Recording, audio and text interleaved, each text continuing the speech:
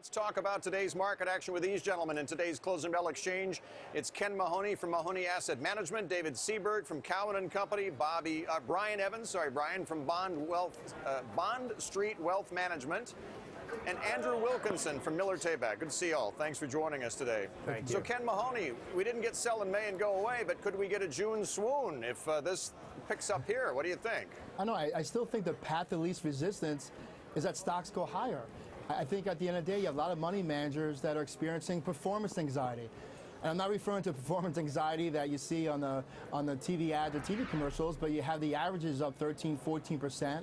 Many of those money managers are still behind that. And, to keep up with the Jones, they have to buy stocks. So I think that performance anxiety is going to help out stocks in the long run because these money managers need to add to their stock portfolios. Okay.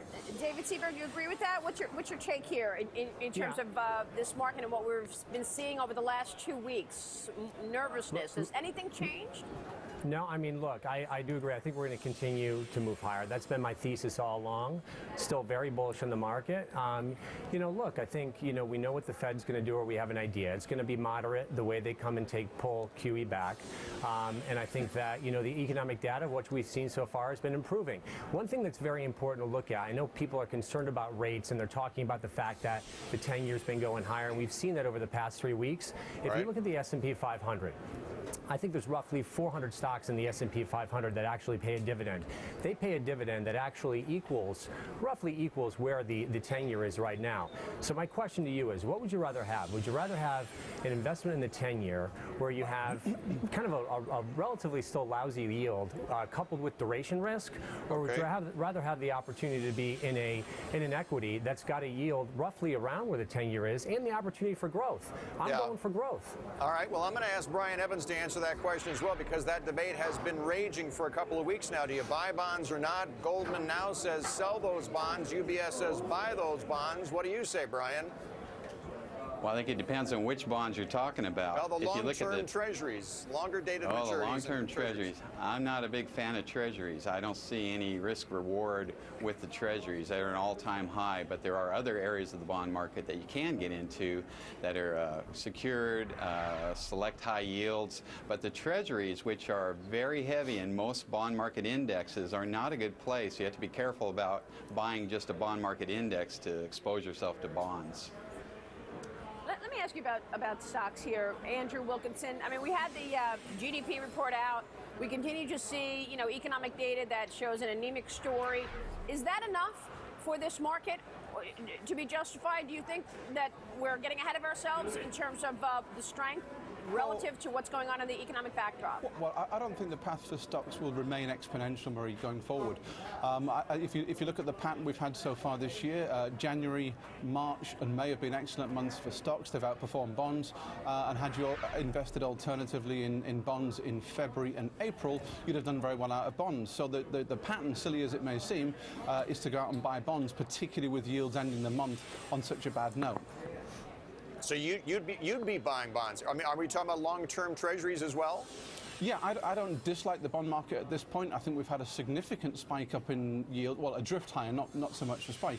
I think that the Fed has us exactly where they want us. I don't think it was any mistake that Bernanke made when to Congress the other week.